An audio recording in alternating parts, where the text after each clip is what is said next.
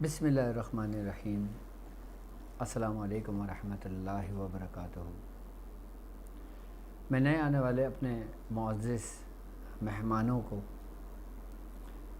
اپنے پیر بھائیوں کو، اپنے مریدوں کو، اپنے شاگردوں کو اور جو لوگ میرے ساتھ اس روحانی سفر میں رمضان کا سفر کر رہے ہیں، ان تمام لوگوں کو اور بالخصوص ان لوگوں کو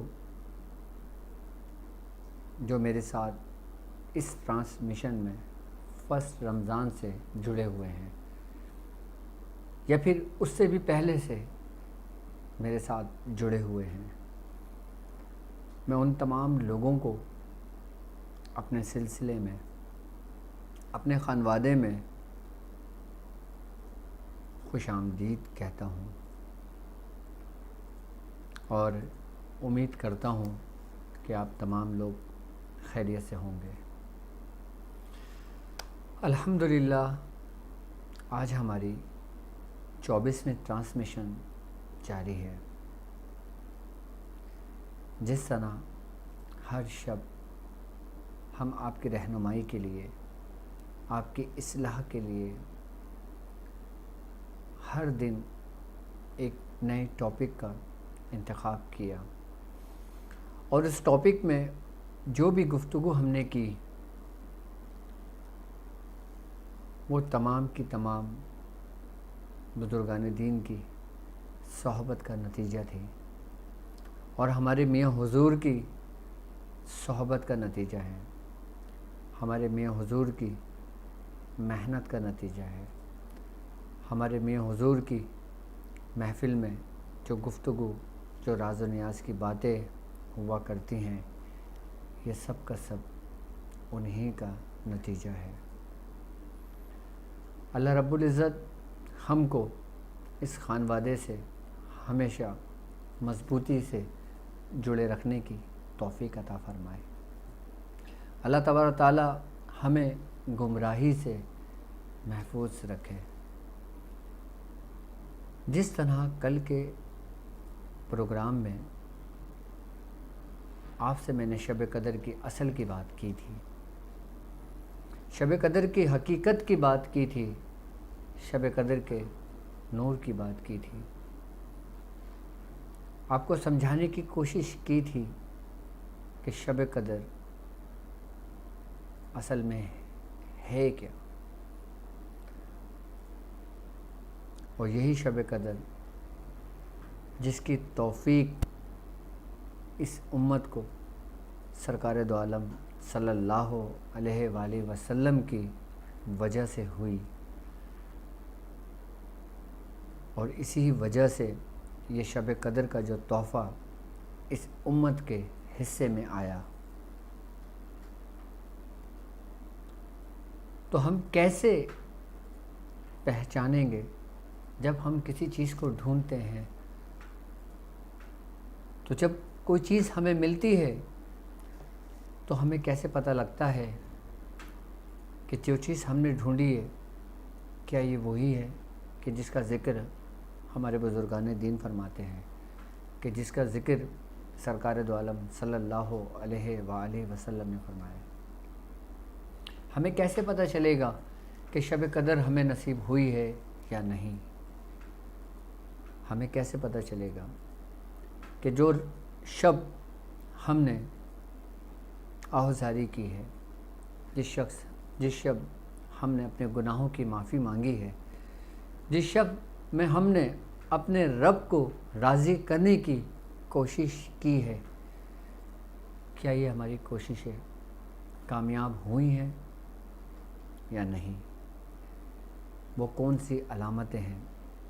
آج ہم ان علامتوں پہ بات کریں گے اور آج ہم شب قدر میں پڑھنے والے وہ نوافل جو ہمارے بزرگوں سے سینہ بسینہ اعلانیہ جو ہم تک پہنچے،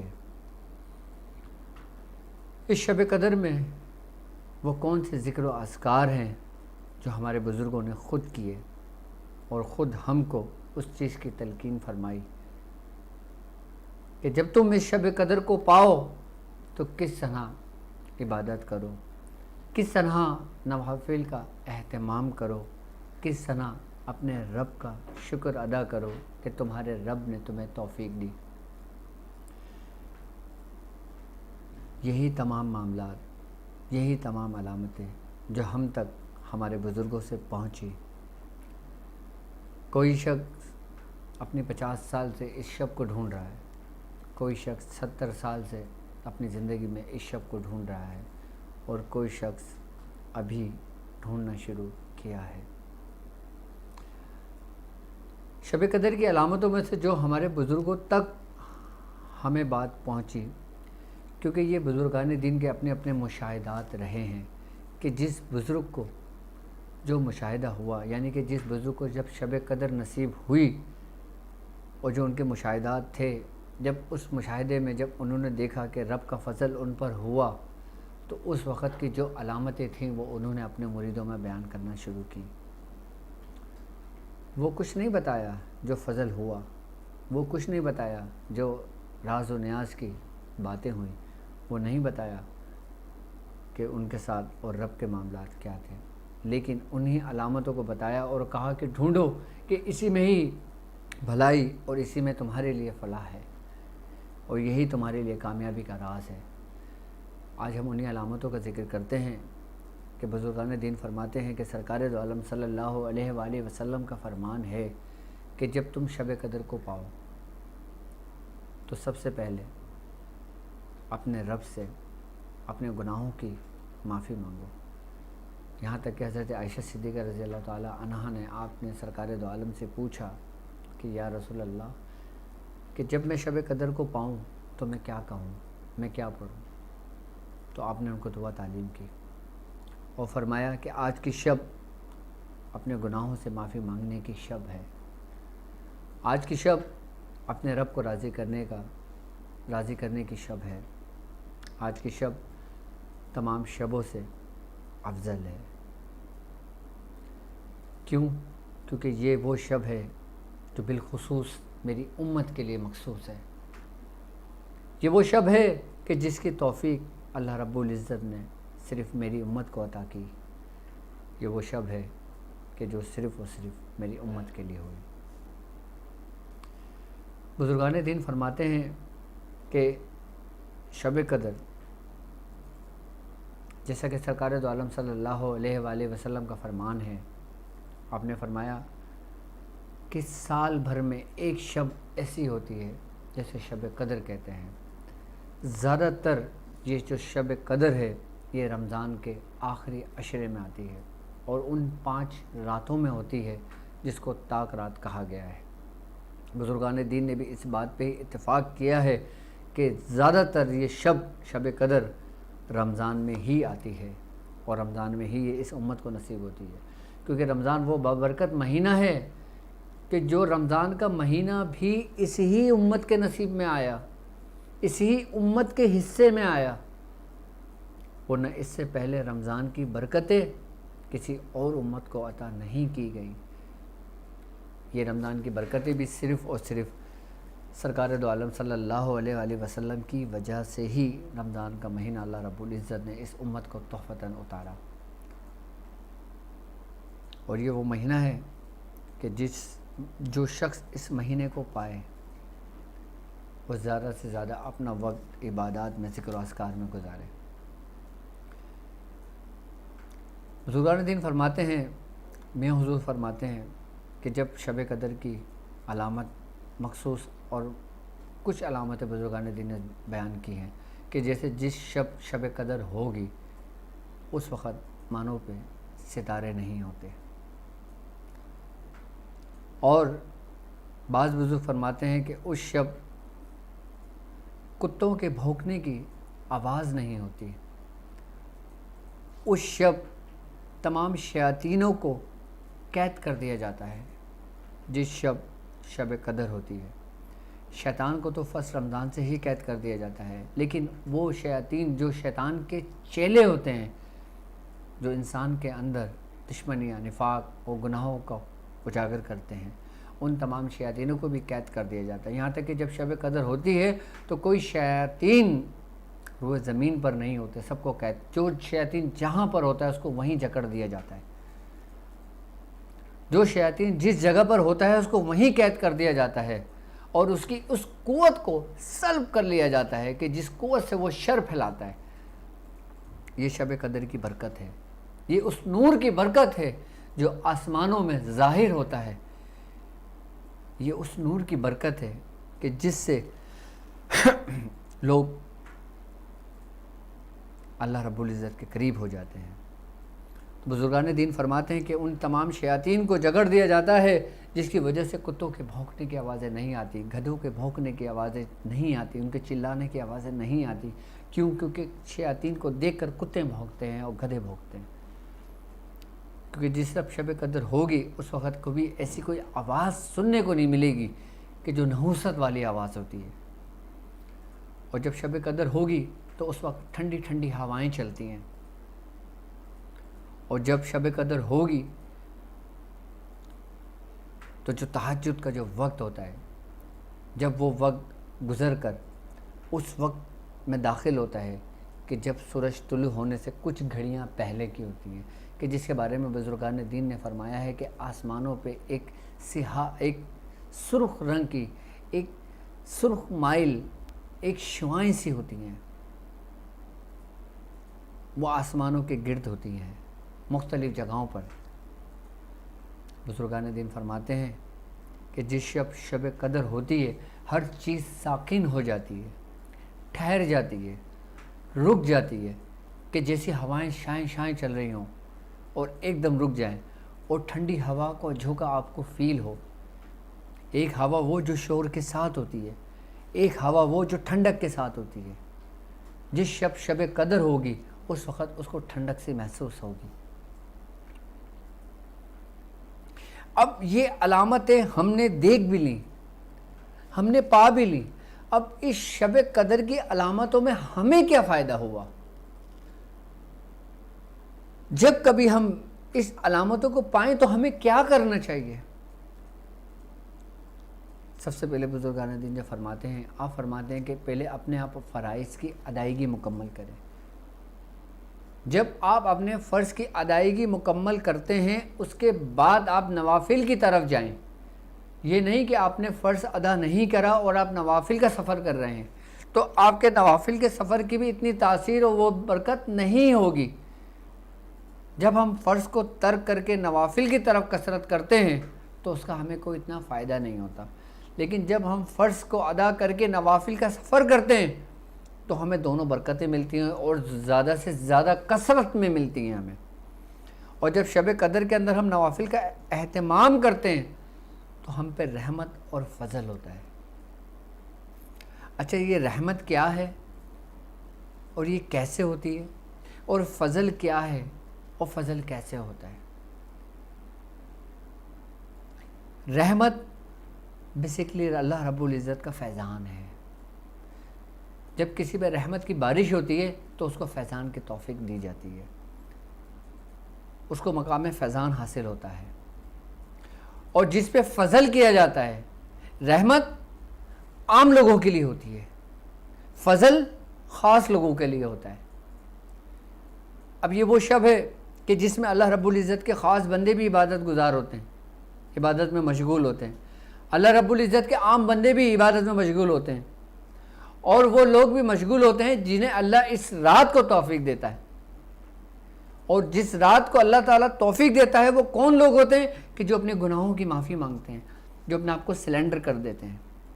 جیسے ہم گناہگار شخص، ہم اللہ سے اپنے گناہوں کی معافی مانگتے ہیں اور ندامت کے ہمارے آنسو ہماری آنکھوں سے ٹپک رہے ہوتے ہیں تو اللہ ہمیں توفیق دیتا ہے. اور جب اللہ عام لوگوں کو توفیق دیتا ہے تو پہلے ان پہ رحمت کی برسات کرتا ہے، اور رحمت کی برسات جب کرتا ہے تو وہ فیضان کے ساتھ کرتا ہے. اور جب فضل ہوتا ہے تو فضل عرفان ہے، یعنی کہ اللہ رب العزت اس خاص رات اپنے خاص بندوں کو عرفان عطا کرتا ہے، اور جو عام بندے ہوتے ہیں ان پہ فیضان کا کرم کرتا ہے. کہ گویا کہ اس شب میں کوئی عام سے عام شخص بھی محروم نہیں رہا اور خاص سے خاص شخص بھی اس سے محروم نہیں رہا. یعنی کہ یہ وہ شب ہے کہ ہر تمام لوگ جو اللہ رب العزت کے قریب تر لوگ ہیں وہ سب کے سب اس شب میں ایک صف میں آ کے کھڑے ہو جاتے ہیں. یعنی کہ وہ شخص کہ جو شخص ساری زندگی عبادت میں مشغول رہا اور ایک وہ شخص جو ساری زندگی عبادت سے غافل رہا، وہ ایک صف اس شب میں ان تمام کے صف میں آ کر کھڑے ہو جاتا ہے. کیسے؟ سب سے پہلی بات شب قدر کی برکت، دوسری بات اس کے گناہوں کی معافی، اس کی آنکھوں سے ٹپکا ہوا ندامت کا وہ آنسو کہ جو اس کے زندگی بھر کے گناہوں کو اللہ تعالیٰ مٹا دیتا ہے. یہ وہ شب ہے کہ جس شب میں تمام مومنین، تمام مسلمان، تمام عام آدمی، چاہے خواص ہوں اور چاہے جتنے بھی گناہ گار ہوں، ان کے گناہ سمندروں سے بھی زیادہ ہوں، ان کے گناہ پہاڑوں کی اونچائیوں سے بھی زیادہ ہوں، ان کے گناہ آسمانوں کی بلندیوں سے بھی زیادہ ہوں، تو اللہ رب العزت آج کے دن شب قدر کے وسیلے سے، شب قدر کی برکت سے اس شخص کے گناہ کو معاف کر کر اس کو مومنین کی صف میں لا کر کھڑا کر دیتا ہے. وہ انتظار کرتا ہے ان لوگوں کا نہیں جو اس کے قریب ہوتے ہیں، وہ ان لوگوں کا انتظار کرتا ہے جو اس سے دور ہوتے ہیں. وہ انتظار کرتا ہے کہ میرا بندہ ایک قدم اٹھائے تو میں 9 قدم بڑھا کے اس کو تھام لوں. یہ شب کی اصل اگر دیکھا جائے تو یہ گناہ گاروں کے لیے ہے، نیک کاروں کے لیے نہیں ہے. نیک کاروں کے لیے تو اس کا فضل ہی فضل ہے، نیک کاروں کے لیے تو ہر شب ہی شب قدر ہے. یہ شب گناہ گاروں کو قریب کرنے کے لیے ہے، یہ شب گناہ گاروں کو سمیٹنے کے لیے ہے. اس شب کا تصرف اللہ رب العزت نے اپنے محبوب کے ہاتھوں میں دے دیا کہ اے محبوب آپ اپنی باہیں پھیلائیں اور سمیٹ لیں اپنی امت کے گناہ گاروں کو اور مٹا دیں ان کے گناہوں کو جس میں ملوث یہ آپ کی بارگاہ میں حاضر ہوئے ہیں. کیونکہ اللہ رب العزت قرآن میں خود کہتا ہے کہ اے ایمان والو، جب تم اپنی جانوں پر ظلم کر بیٹھو، یعنی کہ گناہوں میں اتنا آلودہ کر لو اپنے آپ کو کہ تمہیں یہ ڈر ہو کہ تمہارا رب تمہیں بخشے گا نہیں بخشے گا، تو اللہ رب العزت کہتا ہے کہ تم میرے محبوب کے دربار میں حاضری دو، محبوب کے پاس جاؤ، محبوب کے قریب ہو جاؤ. پھر جب وہ تمہارے لیے دعا کریں تو اللہ رب العزت کو تواب پاؤ گے. یہی وہ شب ہے کہ جس شب رحمت للعالمین اپنی رحمتوں کی انتہا کر دیتے ہیں. وما ارسلناک الا رحمت للعالمین. یہ شب قدر اسی وجہ سے اسی امت کا تحفہ ہے کہ اسی امت میں ہمارے آقا، ہمارے نبی سرکار دو عالم صلی اللہ علیہ وآلہ وسلم رحمت للعالمین بنا کر بھیجے گئے، اس تمام جہانوں کے لیے رحمت بنا کر بھیجے گئے. یہی وہ شب ہے کہ جو ہم عام لوگوں کے لیے ہے، جو ہم گناہ گاروں کے لیے ہے، کہ جس شب جب شب قدر ہوتی ہے تو وہ باہیں تمہارا انتظار کر رہی ہوتی ہیں، وہ باہیں تمہیں سمیٹنے کے لیے تمہارا انتظار کر رہی ہوتی ہیں،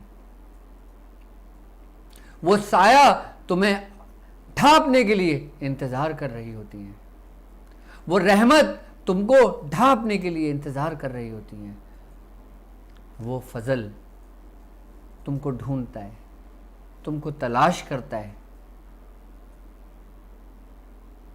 یہی وہ شب ہے شب قدر. لیکن اس کی ابتدا آپ کے گناہوں کی معافی سے ہوتی ہے، کیونکہ یہ وہ شب ہے کہ جس میں ہمیں اپنے گناہوں کی معافی مانگنے کا باقاعدہ حکم دیا گیا ہے. اب ہم وہ کون سا عمل ہے جو ہم کریں، ہم ان باہوں میں جا کے لپٹ جائیں.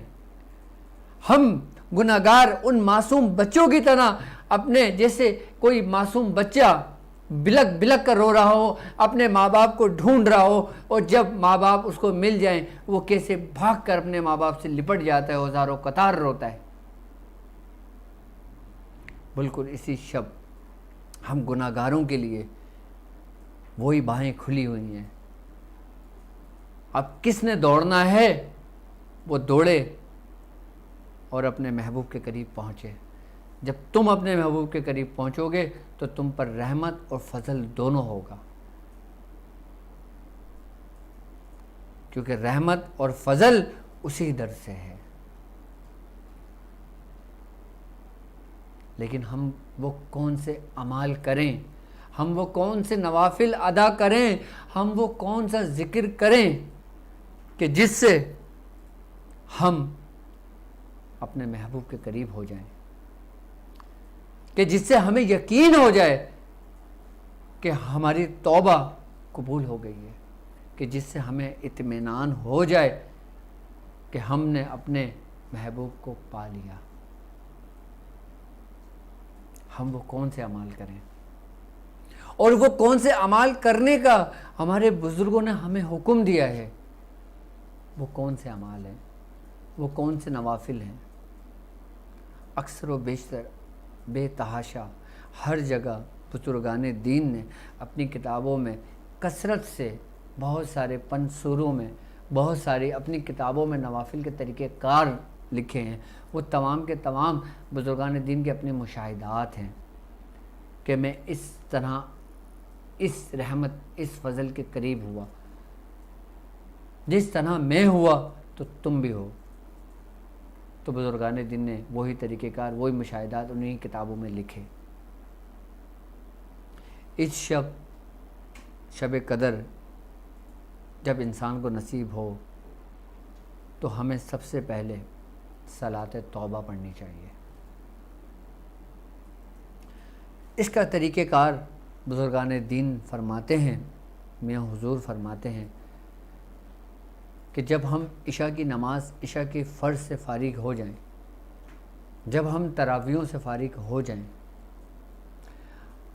ہم نے وطر نہیں پڑھنا. وطر ہم نے آخری شب میں پڑھنا ہے. جب ہم ان فرائض سے ادائیگی کر لیں، اس کے بعد ہم نے 2 رکعت نماز نفل ادا کرنا ہے صلاۃ توبہ کی نیت سے، کہ میں نیت کرتا ہوں 2 رکعت نماز صلاۃ توبہ کی، کہ منہ میرا کعبہ شریف کے سامنے واسطے اللہ کے. آپ نیت باندھ لیں. نیت باندھنے کے بعد آپ نے ثنا پڑھنا ہے. اس کے بعد آپ نے سورہ فاتحہ پڑھنا ہے. اور جب آپ سورہ فاتحہ پڑھ لیں، اس کے بعد آپ نے سورہ بقرہ کا آخری رکوع پڑھنا ہے 3 مرتبہ، آمنا رسول سے لے کر آخری تک. اور جن لوگوں کو سورہ بقرہ کا آخری رکوع یاد نہ ہو، وہ سورہ اخلاص پڑھ لیں 3 مرتبہ، تو بھی ان کی صلاۃ توبہ قبول ہو جاتی ہے. اور اسی ترتیب کے ساتھ پھر دوسری رکعت میں داخل ہو جائیں گے. پہلی رکعت مکمل کر لیں گے، پھر دوسری رکعت میں داخل ہو جائیں گے. جب آپ دوسری رکعت میں داخل ہو جائیں گے، اس کے بعد آپ نے سورہ فاتحہ پڑھنا ہے، اور آپ نے اسی ترتیب اور اسی طریقے سے 3 مرتبہ آپ نے سورہ بقرہ کا آخری رکوع پڑھنا ہے. اور جن کو سورہ بقرہ کا آخری رکوع یاد نہ ہو، وہ دوبارہ 3 دفعہ سورہ اخلاص پڑھ لیں. پھر جب وہ دوسری رکعت میں پہلے سجدے میں جائیں گے، پہلے سجدے سے جب آپ قاعدے کی طرف لوٹیں گے، پھر آپ دوسرے سجدے کے لیے جائیں گے. جب آپ تسبیح پڑھ لیں گے، اس کے بعد آپ سجدے میں رکیں گے. اور جب آپ دوسری رکعت میں سجدے میں رکیں گے، آپ نے اپنے گناہوں کی معافی مانگنی ہے. اور ایسے گناہوں کی معافی مانگنی ہے کہ آپ سچے دل سے توبہ کر لیں. اور یہی وہی نماز نفل صلاۃ توبہ ہے کہ جب ہم آخری سجدے میں جا کر اپنے رب سے دعا کریں گے وہ دعا مقبول بارگاہ ہوگی. جب ہم اپنے گناہوں کی معافی مانگیں گے ہم اپنے آپ کو سلینڈر کر دیں گے. کیونکہ جب ہم دوسرے سجدے کے اندر داخل ہوں گے تسبیح پڑھنے کے بعد ہم اپنے رب سے التجا کریں گے تو ہمارے اندر ایک کیفیت بنے گی, ایک فیلنگز بنے گی, ہمارے اندر ایک ٹھنڈک سی ہوگی اور ہمارے آنکھوں سے آنسو جاری ہوں گے اور ہم یہی کہہ رہے ہوں گے کہ ربنا ظلمنا ربنا ظلمنا ربنا ظلمنا, کہ اے میرے رب میں نے اپنے نفس پہ ظلم کیا, اے میرے رب میں نے اپنے نفس پہ ظلم کیا, اے میرے رب میں نے اپنے نفس پہ ظلم کیا. تو وہ تم کو تھام لے گا. وہ غفار ہے. پھر اس کی رحمت جوش میں آئے گی, پھر اس کی صفات حقیقی جو غفار ہے وہ سمندر کی طرح جوش میں آئے گی اور تم کو اپنے آغوش میں لے لے گی اور تمہارے ان گناہوں کو بھی معاف کر دے گی. اس کے بعد پھر آپ قاعدے کی حالت میں آ جائیں, پھر آپ اتحیات پڑھ کر آپ نماز کو مکمل کر لیں اور سلام پھیر لیں. سلام پھیرنے کے بعد پھر آپ سجدہ میں چلے جائیں اور پھر سب سے پہلی دعا جب 2 رکعت نماز نفل پڑھ کر آپ سجدے میں جائیں گے, یاد رکھنا سب سے پہلی دعا جن لوگوں کے ماں باپ اس دنیا سے رخصت ہو گئے ہیں وہ ان کی درجات کی بلندی کے لیے دعا کریں, وہ ان کی بخشش کے لیے دعا کریں, وہ ان کے اعلیٰ مقام کے لیے دعا کریں. اور جن کے ماں باپ دنیا میں حیات ہیں تو ان کے لیے دعا کریں, اور جن کے ماں باپ بیمار ہوں ان کی صحت یابی کے لیے دعا کریں.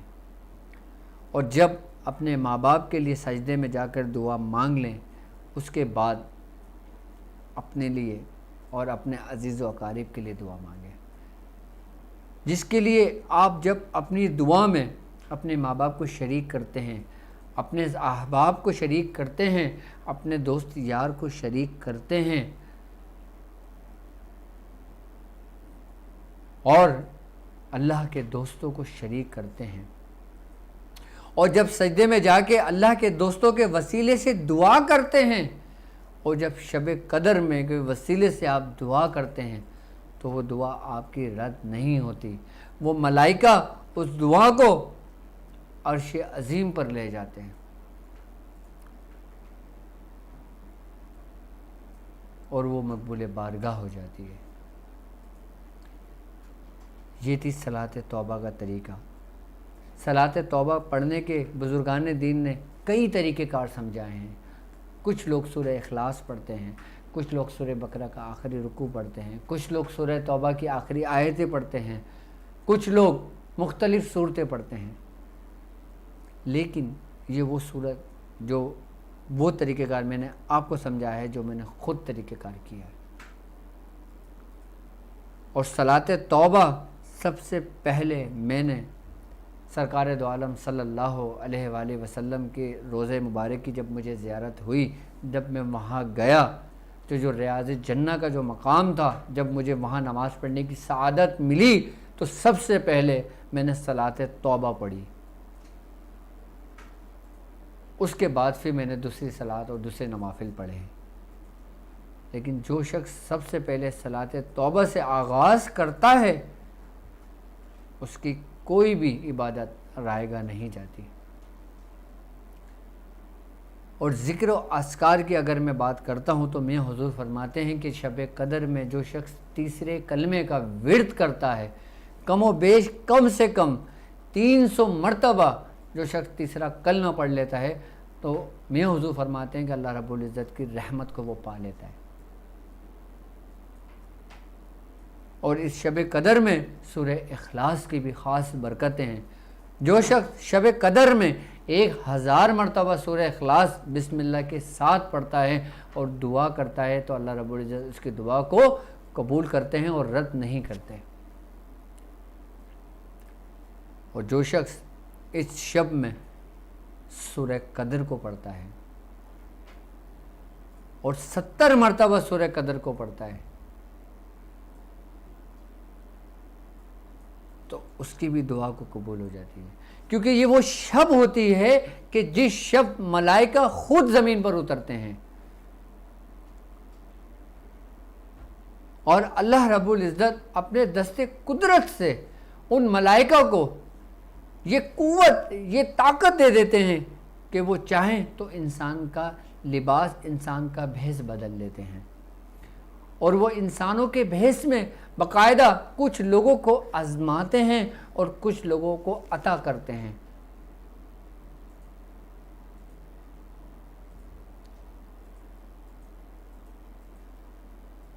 بزرگان دین فرماتے ہیں نا کہ خوب ملتے ہیں ہر بد اور نیک سے ہم، تیرے ملنے کے لیے ہی تو ملتے ہیں ہر ایک سے ہم، کہ نہ جانے کس صورت میں تو ہمیں مل جائے۔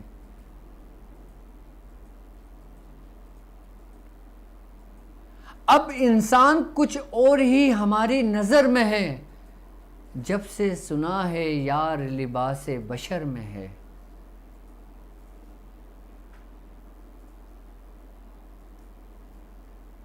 لیکن شب قدر کی رات جب بھی آپ کو ملے، شب قدر کا رات جب بھی آپ کو ملے، اور تاک راتوں کی رات جب بھی آپ کو ملے، تاک تاریخوں کے دن آپ کو جب ملے، تو آپ کوشش یہ کریں کہ زیادہ سے زیادہ صدقہ کرا کریں، اللہ کی راہ میں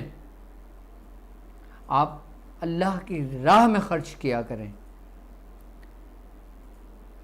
زیادہ سے زیادہ نیکیاں کیا کریں، کیونکہ اگر جس شخص آپ نے 1 درہم بھی صدقہ کیا، 1 دینار بھی صدقہ کیا، 1 روپیہ بھی صدقہ کیا، اگر وہ شب قدر ہی کی شب ہو، اگر وہ تاک راتوں کا ہی دن ہو، تو اس کا ثواب آپ کو 1000 گنا زیادہ ملتا ہے۔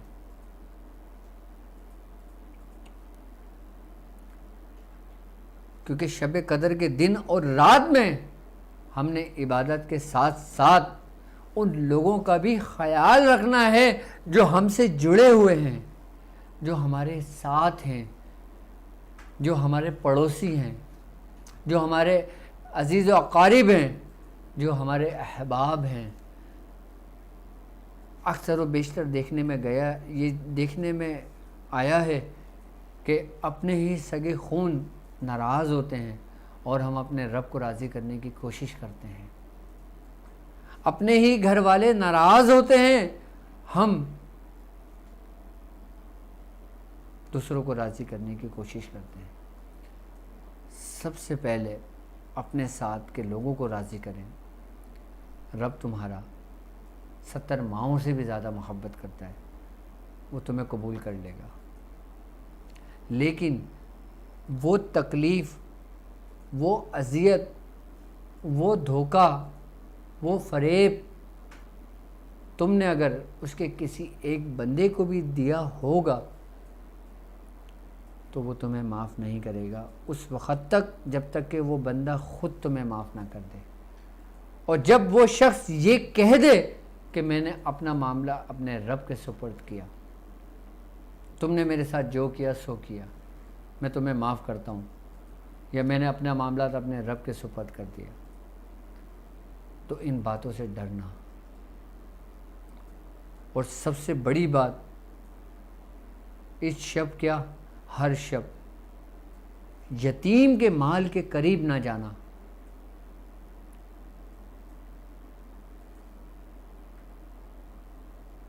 کیونکہ اس کی معافی نہیں ہے۔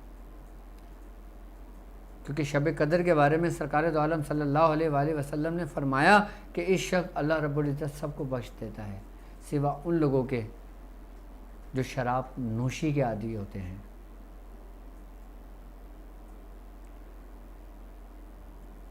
بدگمانیاں پیدا کرنا بھی یہ بھی گناہوں میں سے ہے،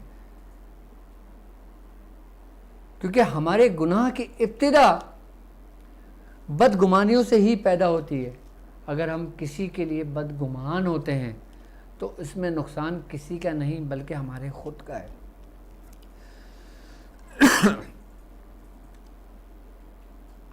سب سے پہلے آج کی شب آپ کوشش کریں، آج الحمدللہ پاکستان میں 25ویں شب ہے، ہم 25ویں شب میں داخل ہو چکے ہیں۔ ہو سکتا ہے کہ آج کی شب شب قدر ہو سکتا ہے 21ویں شب جو گزری وہ شب قدر تھی، ہو سکتا ہے 23ویں شب جو گزری وہ شب قدر تھی، ہو سکتا ہے آج کی جو شب ہو وہ شب قدر ہو سکتا ہے جو 27ویں شب ہو وہ شب قدر ہو۔ یہ بھی ممکن ہے، یہ بھی ممکن ہے، یہ بھی ممکن ہے کہ 29ویں شب قدر ہو۔ تم جس شب کو بھی پاؤ ان اعمال کی گراہ باندھ لو، اور نوافل پڑھنے کے جو طریقہ کار تم تک تمہارے بزرگوں سے پہنچے، تو تمہارے گھروں کے اندر پنصوروں کے اندر طریقہ کار لکھے ہوئے ہیں، اس کو کثرت سے پڑھو، لیکن پہلے صلاۃ توبہ پڑھو، پھر دوسرے نوافل کا اہتمام کرو، تو تم پر اللہ کی رحمت بھی ہوگی اور اللہ کا فضل بھی ہوگا۔ اور اللہ رب العزت جب کسی کی توبہ کو قبول کرتا ہے تو اسے ہدایت دے دیتا ہے، اور جسے اللہ رب العزت ہدایت دے دیتا ہے اس کو اپنے قریب کر لیتا ہے۔ تو آپ کے مسائل اور ان کے حل کے لیے رمضان میں بہت کم ٹائم دے پایا ہوں، بس کچھ وقت کی قلت کی وجہ سے بھی میں نے اس رمضان میں زیادہ سے زیادہ اپنے لیکچرز کا طریقہ کار رکھا، صرف اس لیے کیونکہ زیادہ سے زیادہ آپ اس سے استفادہ حاصل کر سکیں۔ میری ایک بات سے اگر ایک شخص بھی راہ راست پر اگر آ جاتا ہے تو میرے لیے پورے رمضان کی ٹرانسمیشن کرنا کامیاب ہو گیا۔ کامیاب رمضان کو کامیاب آپ لوگوں نے بنایا، اور کامیاب رمضان کو کامیاب آپ کو اللہ کے قریب کر دیا، اور اللہ رب العزت جسے توفیق دیتا ہے اسے اپنے دوستوں کے قریب کر دیتا ہے۔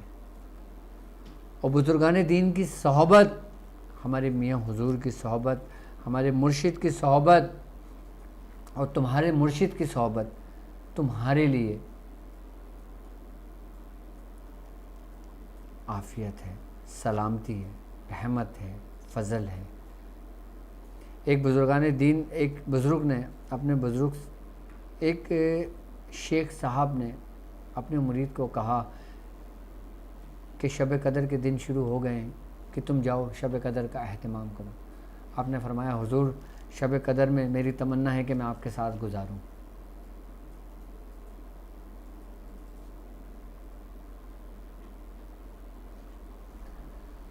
تو اللہ رب العزت ہم کو ہمارے بزرگوں کے راستے پہ چلنے کی توفیق عطا فرمائے، اور آپ کے مسائل اور ان کے حل کے لیے آپ ہماری ویب سائٹ www.drabdulwajidshazali.com پہ بھی جا سکتے ہیں، آپ ہمیں لائیو کال بھی کر سکتے ہیں، اور آپ ہمیں کامنٹس بھی کر سکتے ہیں، اور اگر اس متعلق آپ کے کوئی سوالات ہوں تو آپ ہمیں کامنٹس بھی کر سکتے ہیں۔ جی السلام علیکم۔ السلام علیکم۔ جی وعلیکم السلام۔ وعلیکم السلام ڈاکٹر صاحب۔ جی ڈاکٹر صاحب میرا نام محمد علی ہے، میں انڈیا سے بنگلور بات کر رہا ہوں، بنگلور سے۔ اوکے ڈاکٹر صاحب آج دعا کی درخواست ہے میرے والدین کے لیے، جو مطلب وہ غیر مسلم ہیں، تو ان لوگ ایمان میں آ جانے کے لیے آپ کی دعا کی درخواست ہے میرے پیر و مرشد۔ اللہ رب العزت آپ کے والدین کو ہدایت دے۔ اور کوئی بات؟ اور یہ کورونا سے کیسے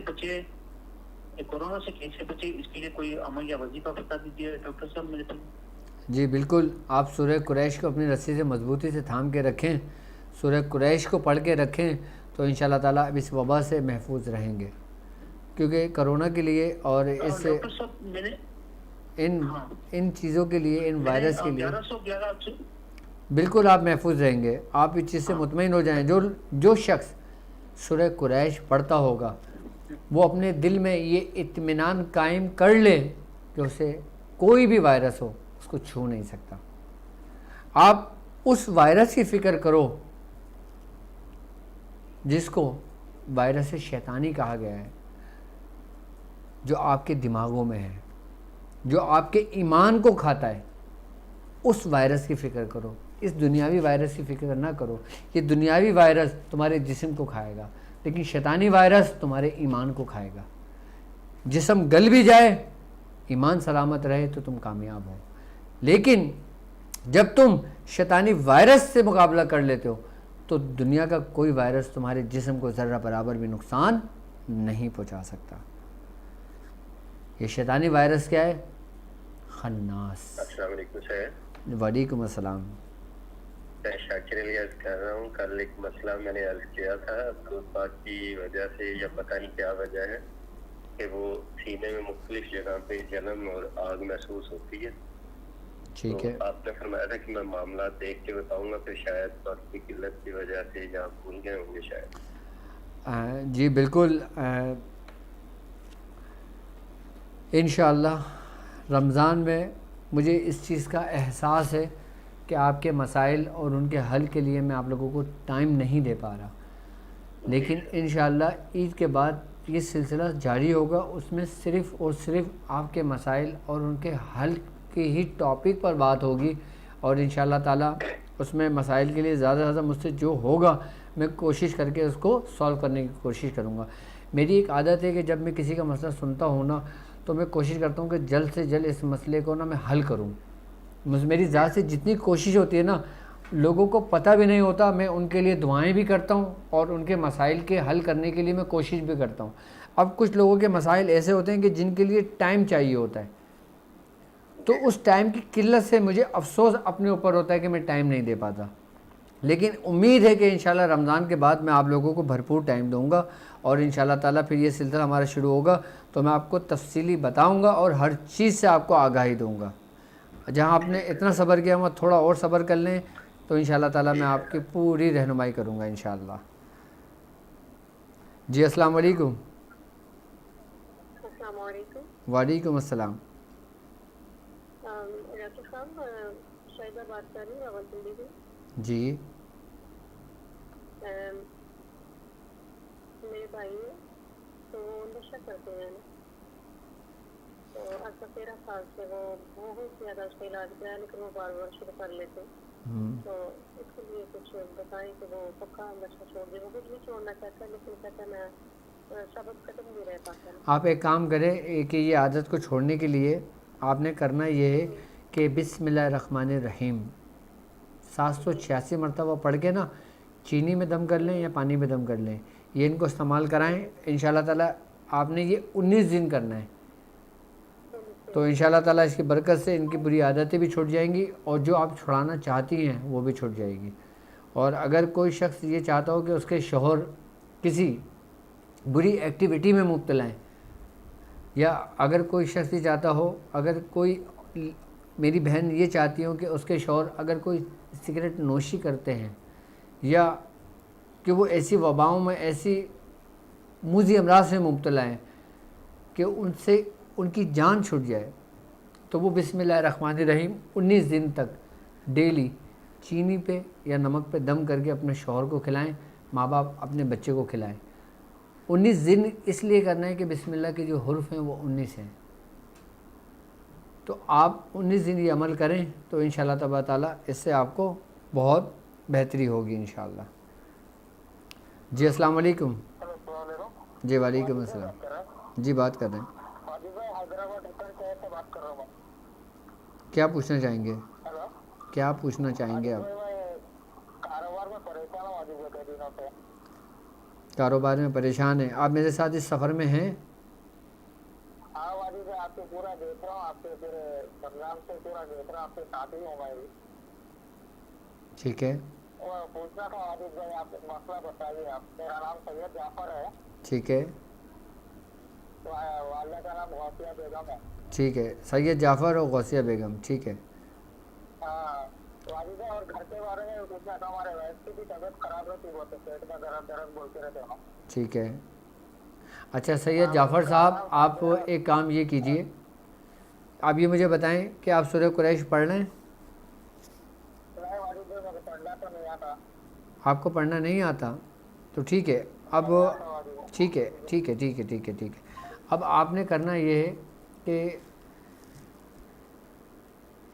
یا باسط ہو یا اللہ ہو، 300 مرتبہ آپ نے 21 دن تک اپنے روزی رزق کے معاملات کے لیے یہ اسم پڑھنا ہے، اور انشاءاللہ تعالیٰ آپ پھر دیکھیں کہ آپ کی غیب سے کیسے مدد ہوتی ہے اور آپ کے رزق میں کیسے برکتیں ہوتی ہیں۔ السلام علیکم جی وعلیکم السلام۔ ڈاکٹر صاحب، میں ثقیل بات کر رہا ہوں راول پنڈی سے۔ ٹھیک ہے، سر میں یہ پوچھنا چاہتا ہوں کہ 27 رمضان کو سورہ مزمل کی زکوٰۃ کیسے ادا کریں؟ کوئی پاورفل زکوٰۃ کا طریقہ اور اجازت فرما دیں۔ صرف 27ویں شب کی بات کر رہے ہیں آپ؟ جی، رمضان کی 27۔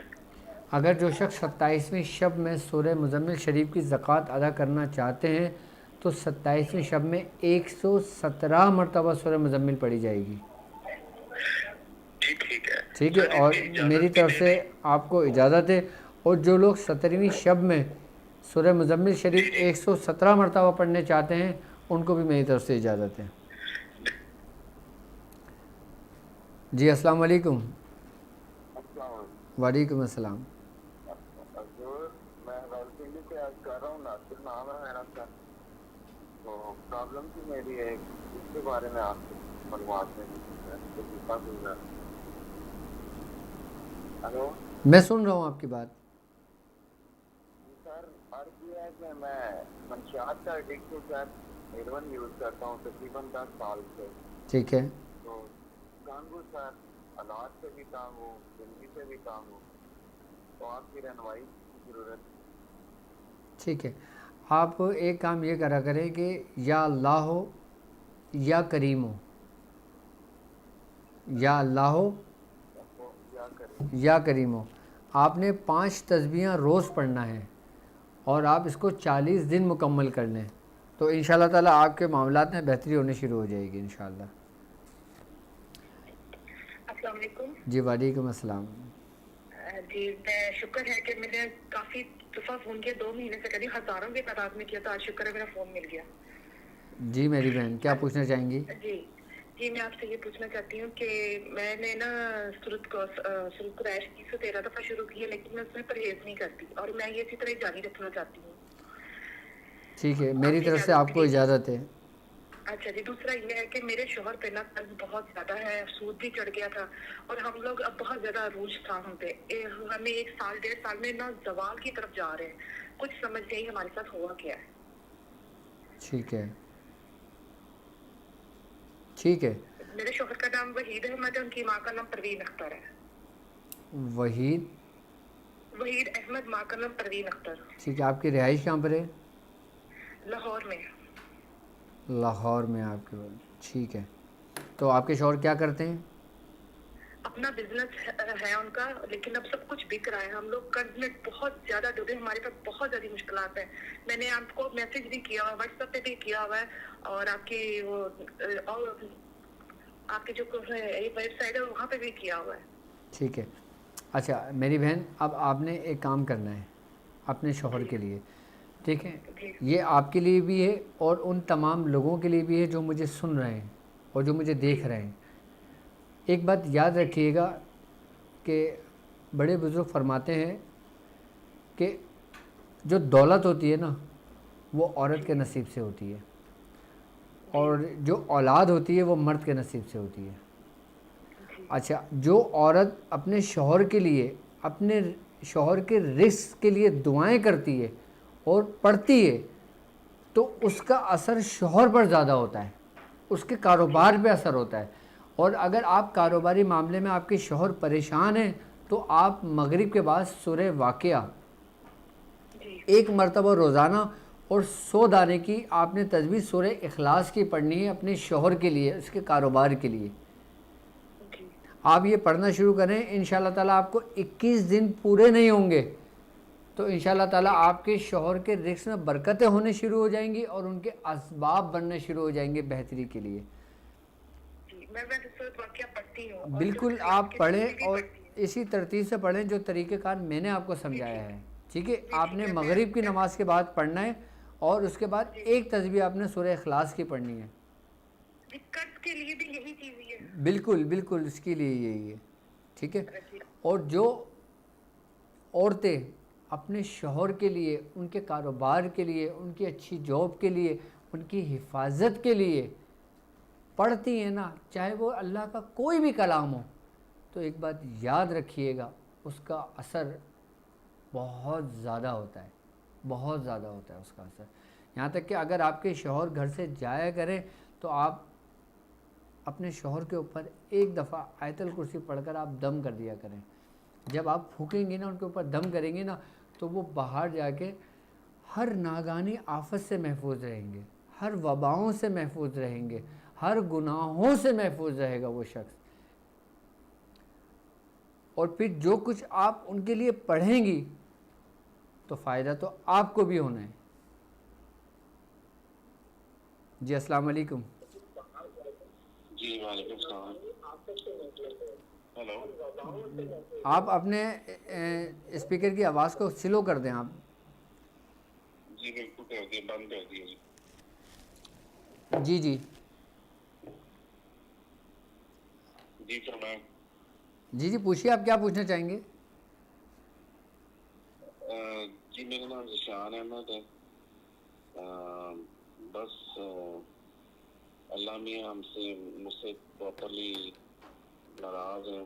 کوئی اس طرح کا طریقہ بتا دیں کہ اللہ تعالیٰ تک پہنچا جا سکے. بس دیکھیں، اللہ تعالیٰ اپنے بندوں سے ناراض تو نہیں ہوتا، وہ انتظار ضرور کرتا ہے کہ میرا شخص کب مجھے پکارے اور میں اس کو اپنے آغوش میں لے لوں، میں اس کے گناہوں کو معاف کر دوں. اس کے لیے آپ نے خود رجوع کرنا پڑے گا. جب تک آپ خود رجوع نہیں کرتے، آپ اپنے اصل کو نہیں پہنچتے. آپ کتنے ہی وظائف کر لیں، اس میں اثر، اس میں تاثیر اس وقت پیدا ہوگی کہ جب آپ خود رجوع کریں گے. رجوع کرنے سے مطلب اپنے آپ کو سلینڈر کرنا ہے. اور جب آپ اللہ کے قریب ہونا چاہتے ہو تو آپ اس کے دوستوں کی صحبت اختیار کرو. اگر پڑھنے سے ہی اللہ مل جاتا تو پھر بزرگان دین کو اتنی محنت اور اپنے بزرگوں کی صحبت اختیار کرنے کی کیا ضرورت تھی. تمہارا رب تمہیں اپنے دوستوں کی محفل میں ملے گا، ان کی صحبت میں ملے گا.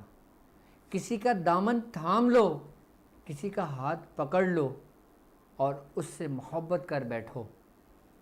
دیکھو تمہارا رب خود تو آئے گا لیکن تم کو وہ زیادہ کھینچے گا. اللہ رب العزت جب کسی پہ عطا کرتا ہے، جب اپنا فضل کرتا ہے، تو اس کے دلوں میں سب سے پہلے اپنے دوستوں کی محبت کو ڈال دیتا ہے اور اس کے دلوں سے دنیا کی محبت کو نکال دیتا ہے. دنیا بقدر ضرورت ہونا چاہیے، ہمیں خواہش اپنے رب کی ہونا چاہیے. جب ہم دنیا کو بقدر ضرورت یوز کریں گے تو ہم کبھی بھی گناہوں کی دلدل میں نہیں پھنسیں گے. جب ہم اپنے رب کو اس کی خواہش کریں گے تو ہم کامیاب ہو جائیں گے. تو اگر بزرگان دین کی صحبت اختیار کرنا چاہتے ہو تو سب سے پہلے اس کے دوستوں کی صحبت اختیار کر لو. اگر تم رب کو پانا چاہتے ہو تو اس کے دوستوں کی صحبت، اس کے دوستوں کی محفل میں جایا کرو. کیوں؟ کیونکہ بزرگان دین کی صحبت تمہاری 1000 سال عبادتوں سے افضل اور بہتر ہے. جی السلام علیکم. وعلیکم السلام. جی بالکل، جی بالکل بات کر رہا ہوں میں. اچھا بھائی، میں نے آپ کے شو پہ پہلے بھی کال کی تھی. میں نے آپ کو بتایا تھا میرا رشتہ ٹوٹ گیا تھا، تو آپ نے مجھے بتایا تھا نام کی عدد نکال کے، لڑکے کی ماں کا نام اور لڑکے کے نام کی عدد نکال کے، تو اتنے دن جو ہے اتنی دفعہ سورہ قریش پڑھنی. ٹھیک ہے. ٹھیک ہے، اب مجھے یہ بتا دیں کہ وہ سورہ قریش کتنے دن پڑھنی. آپ مثال کے طور پہ اگر آپ نے ان کے نام کے عدد نکالیں اور ان کے نام کے عدد بنتے ہیں 222، میں ایک گیس کر رہا ہوں، 222 بنتے ہیں، تو 222 کو آپ جمع کر لیں، یعنی کہ 2 اور 2 4 और 2 6। 6, आपने 6 दिन करना है, ठीक है। अच्छा, मुझे एक बात और पूछनी है कि मेरा ना थोड़ा किसी ने ने बताया है कि मेरे रिश्ते में बंदिश, असरार, नजरबद और क्या नाम है, गर्दिश बहुत आता है, उसके लिए मैं क्या करूँ? ठीक है, जब आप सूरह कुरैश पढ़ने शुरू करेंगी ना, तो ये सारे जो बातनी अमराज है ना, ये आपका जिस्म छोड़ना शुरू कर देंगे। अभी सूरह कुरैश की हकीकत और उसकी अहमियत को आप लोग समझे नहीं हैं। जिस दिन आप सूरह कुरैश को समझ लेंगे ना, उस दिन आप इन तमाम वबाओं से महफूज हो जाएंगे, ठीक है। और मैं बारहा अपनी नशिस्त के अंदर, अपनी महफिल के अंदर, अपनी ट्रांसमिशन के अंदर एक बात कहता हूँ कि एक बात याद रखिएगा कि ज़रूरी नहीं कि हर शख्स पे ही जादू हो, ज़रूरी नहीं कि हर शख्स पे ही आसेब हो।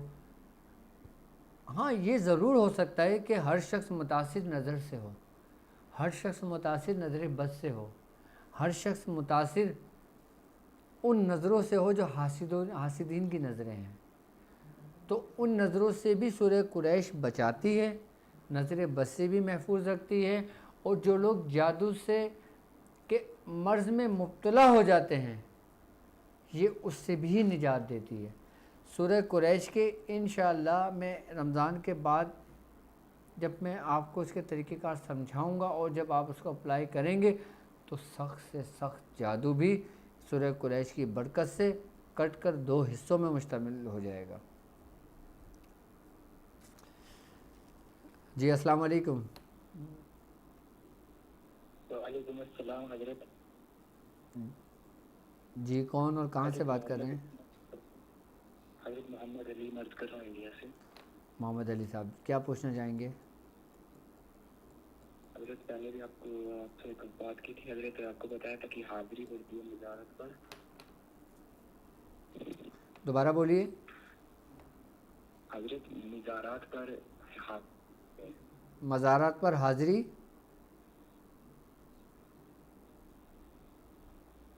हज़रत जब भी मज़ार पर जाता हूँ तो हाज़री पड़ जाती है हज़रत। आपको पहले भी बात कर चुका हूँ, आपने मुझे कहा था कि नादिया शरीफ की आपने इजाज़त दी थी, उसके लिए मैंने पढ़ा भी है वो।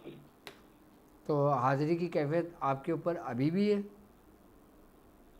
जी हज़रत, आज भी हुआ था हज़रत, मेरे को आज भी पड़ी रही। ठीक है, अच्छा अब आप तरीक़ेकार समझ लें, ठीक है, मैं आपको समझाता हूँ। ओके, आपने करना ये है कि आपने काले रंग की डोरी ले लेना है, ठीक है, और काले रंग की डोरी आपने 3 बालिश लेना है, यानी कि ऐसे नापना है 1, 2 और 3 बालिश की डोरी आपने काले रंग की डोरी ले लेना है।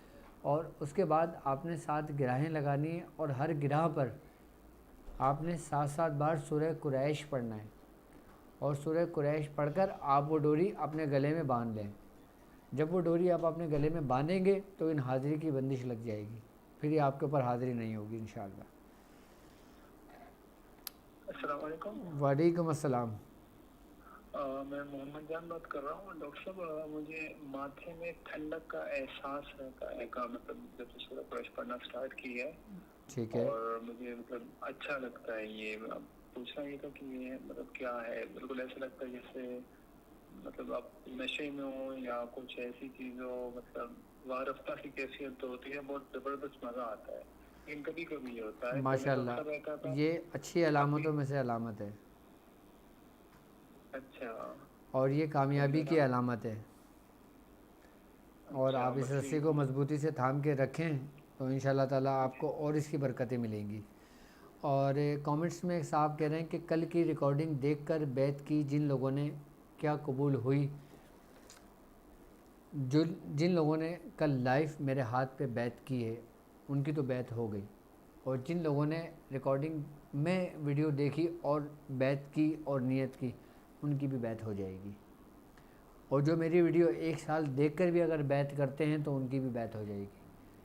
बैत दरअसल एक इरादे का नाम है, एक यकीन का नाम है, एक नियत का नाम है।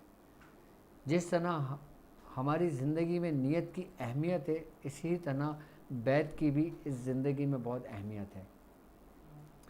जिन लोगों ने मेरी वीडियो देखकर वो कलमात दोहराए हैं تو وہ بھی بیعت میں شامل ہو چکے ہیں، ہمارے خاندان قادریہ کے حلقے میں داخل ہو چکے ہیں، اس روحانی سفر میں داخل ہو چکے ہیں۔ ویڈیو دیکھ کر بیعت کرنا، اس کو بھی کہتے ہیں کہ بیعت ہو جاتی ہے، لیکن یہ بیعت قائم اور کامل آپ کی محبت سے ہوتی ہے۔ یہ نہیں کہ آج آپ نے ویڈیو دیکھی، آپ نے بیعت لی، اب جی میں مرید ہو گیا، یہ میرے پیر صاحب ہیں اور میں ان کا مرید ہوں، کچھ عرصہ ساتھ رہا، اس کے بعد پیر صاحب کا بھی نہیں پتہ اور مرید کا بھی نہیں پتہ۔ جب آپ بیعت لیں، اس ارادے سے لیں، اس نیت سے لیں کہ آخری سانس تک میں اس عہد کو، اس بیعت کو نبھاؤں گا، کیونکہ اللہ رب العزت خود قرآن میں کہتا ہے کہ نبی جو تمہارے ہاتھ پہ بیعت کرتے ہیں وہ اللہ ہی کے ہاتھ پہ بیعت کرتے ہیں، اور جو لوگ اس بیعت کو نبھاتے ہیں، اس عہد کو نبھاتے ہیں، اور اللہ رب العزت ان کو اجر دیتا ہے، اور جو لوگ اس بیعت کو توڑتے ہیں